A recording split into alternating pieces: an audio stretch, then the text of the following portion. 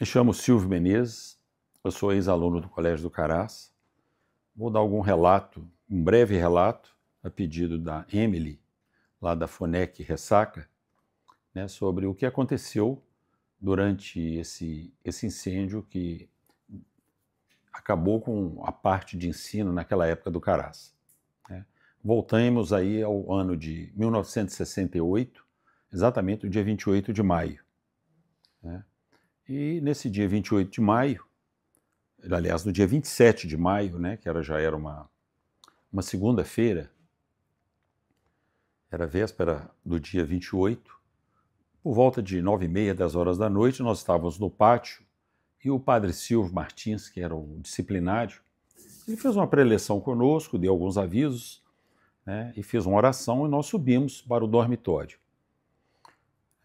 Então, mais ou menos por volta de 3 horas da manhã, 3h30 da manhã, um aluno que estava adoentado, estava acamado na enfermaria, no primeiro piso desse prédio onde havia o dormitório.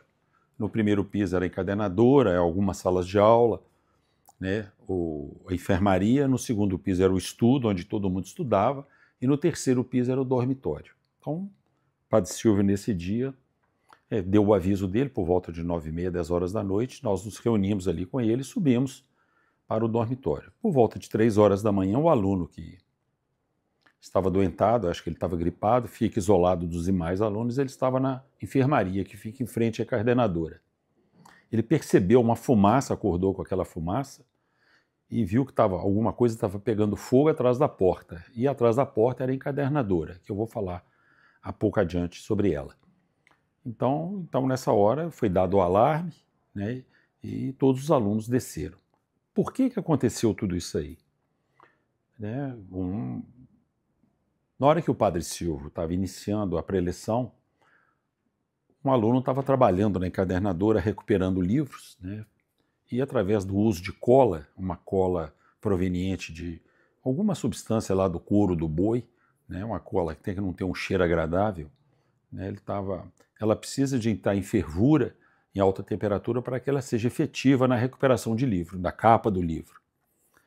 E o aluno, com certeza, ele foi escutar a preleção do padre, antes da gente subir, subiu junto com a turma e esqueceu do fogareiro que estava com a cola. Então, por volta de 3 horas da manhã, né, supomos que houve efervescência da cola, ela derramou, caiu na resistência elétrica e nisso aí iniciou o incêndio. E dentro da encadernadora tinha muito papel, a mesa era de madeira, o teto era de treliça de bambu, né, chamada esteira, e o fogo se propagou. E no Caraça não havia nenhum equipamento de prevenção do incêndio. Então, o fogo se alastrou com muita rapidez. Né? Não tinha uma mangueira de extintor, uma mangueira de hidrante, não havia extintor de incêndio. Mesmo que você enchesse um balde, uma lata para jogar a água, o pé direito da sala era muito alto, eram quase 4 metros de pé direito. A gente não conseguia atingir. Né? E aí o fogo se propagou. Então, no momento que o fogo se propagou, esse aluno que eu havia mencionado anteriormente, ele subiu ao terceiro piso, acordou o padre Silvio, explicou para ele o que estava acontecendo. O padre imediatamente, a gente já via fumaça já na escadaria, né? Não existia elevador naquela época. Então os alunos começaram a descer, por ordem de tamanho ali, já pegando os menores, mandando descer, alguns alunos já apavorados, né? Porque lá essa idade, a média da idade era de 11 anos até 14, 15 anos, né? Que eram crianças, né? Um pré-adolescente. Então os mais novos, com aquele receio, a gente conversando, convencendo e puxando pelo braço, né? E a gente enfrentou fumaça na descida. Como eu era o regente da época, né? Ajudava o padre na disciplina lá, a cuidar dos alunos, ele me pediu: Silvio, volte lá e veja se tem algum aluno que ficou para trás, se tem alguma coisa lá que é importante, suba. Aí eu voltei lá no terceiro piso, olhei cama por cama, ali debaixo de todas as camas do refeitório, do dormitório, nós éramos mais ou menos uns 80, 90 alunos, não sei precisar, e felizmente não tinha ninguém, e voltei descendo já tossindo, já fazendo vômito, engasgando com aquela fumaça, né, uma fumaça bastante densa, oriunda de queima de papel, queima de madeira. Bom, daí fomos para o pátio e o incêndio foi se alastrando, né? Estava ventando naquela manhã do dia 28 de maio de 1968. E eu me lembrei que eu avisei os padres, né? Os outros padres, os irmãos, né?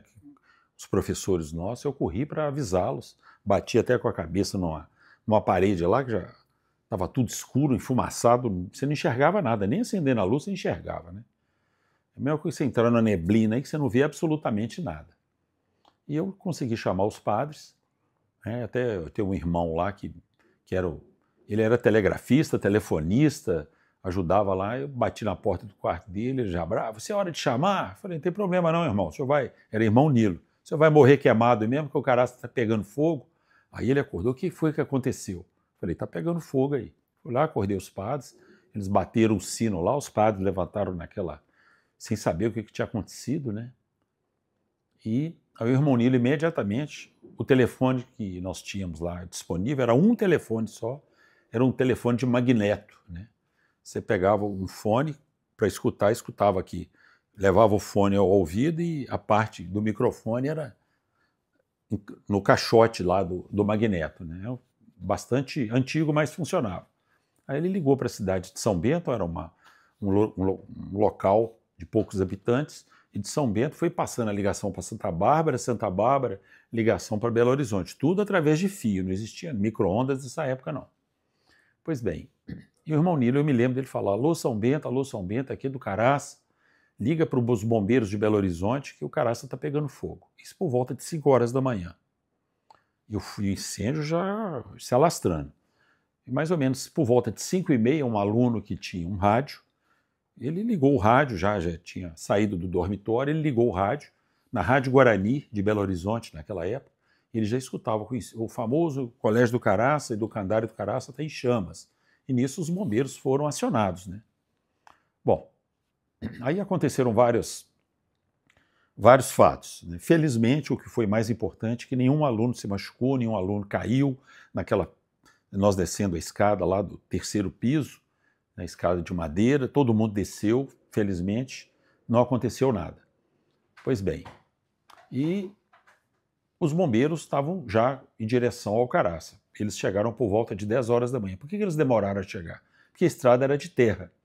E havia muita curva, chamada zigue-zague, né? Vai para um lado, vai para o outro, vai para o lado, e a estrada subindo, eles tiveram que esvaziar o caminhão de bombeiros para que o caminhão desse conta de subir, que ele não conseguia pegar velocidade, deslizava nas pedras soltas, né? Então, isso foi o motivo com que que provocou o atraso dos bombeiros. Então, os bombeiros chegaram e já começaram, já tinha o Caraça, vamos dizer assim, o interior do 1º, do 2º, do 3º piso já tinha sido consumido, o telhado já tinha caído, né?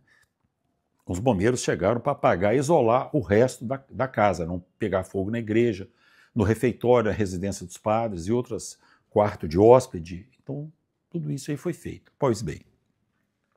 Então, nesse período entre nós sairmos do prédio, né, os alunos mais ousados entraram pela igreja, pelo teto da igreja, acessaram o telhado do dormitório, que já era no 3º piso, eu acho que foi um ato de coragem muito grande, né? Eles furaram o teto de esteira, entraram e jogaram as roupas lá de cima, mala, sapato, toalha, cobertor, tudo lá de cima, né, para tentar recuperar, que o fogo ainda estava embaixo. Pois bem, então os padres, os alunos muito ousados fizeram isso aí. E, por outro lado, eu vi que a biblioteca já estava sendo consumida pelo fogo. A biblioteca lá tinha livro de 1400, do ano 1500, a verdadeira preciosidade, né? Um absurdo de valor, um valor incalculável, né? Inclusive um valor histórico. Então eu tive a iniciativa, pedi ao Padre Silvio, que era o disciplinar, Padre Silvio, eu vou arrombar a porta lá. Quer dizer, eu vou arrombar a porta, 10 ou 15 minutos depois a porta seria totalmente consumida pelo fogo. Aí ele falou, só toma cuidado para você não se queimar. Aí um irmão religioso passou a mão na marreta, arrombou a porta, arrombou a janela, colocamos cobertores no chão, pegamos os livros, não importa se o livro era antigo, se era novo, se era mais valioso, o que foi possível. O fogo já estava caminhando dentro da biblioteca, nós julgando, um pegava nas pontas de lá, outro pegava na ponta de cá, pegava os livros no cobertor e julgava do lado de fora. Com essa iniciativa, nós conseguimos salvar em torno de 15 mil livros, né, que está hoje, faz o acervo lá do Caraça, mas o número foi insignificante em relação ao restante dos livros que queimaram, né? Isso realmente foi uma coisa assim que nos marcou, né? Então, felizmente, ninguém machucou, e na hora que eu já estava saindo da biblioteca, eu ainda vi um harmônio, que é tipo um órgão, né? Que é tocado no fole, no pedal, bastante antigo. Era um fole, era um harmônio francês do ano de 1800 e tanto. Aí, bastante pesado, juntamos uma turma lá, conseguimos salvar. Esse harmônio provavelmente deve estar no Museu do Caraça. Então nós conseguimos salvar. E nisso começou já a voar o avião, eu me lembro da Líder Táxi Aéreo, né? Sobrevoou o Caraça e depois pousou na cidade de Barão de Cocais, que fica a uns 20 quilômetros de lá, ou menos. Na estrada de terra, daí a pouco chegaram os repórteres, mas nisso eu já tinha ido embora. Meu pai, eu morava em Monlevade na época, meus pais moravam em Monlevade, foram ao Caraça me buscar. E os vários pais de alunos, quando viram as notícias, né, tanto no rádio quanto na televisão, aí eles foram ao Caraça buscar os alunos. Bom, e nisso aí ficou a lembrança, a tristeza, né? É um momento assim marcante, né? E na noite seguinte desse incêndio, na próxima noite, né? A noite já da terça-feira para quarta-feira, eu me lembro da minha casa em Monlevade. À noite minha mãe me acordou, né? Eu estava já sonhando, já em pé na janela, abrindo a janela, o Caraça está pegando fogo, ela disse, que eu estava falando isso. Então, assim, fiquei muito emocionado com o que aconteceu na época, né? Então, resumindo, isso aí foi uma tragédia. Felizmente, depois, a iniciativa, acho que foi da Vale, recuperou o que se pode ver hoje lá, transformou aquilo num ponto turístico, né? Com biblioteca, salas de reuniões, de treinamentos, e foi feito um pequeno museu. Então, foi isso aí o ocorrido do incêndio do Caraça.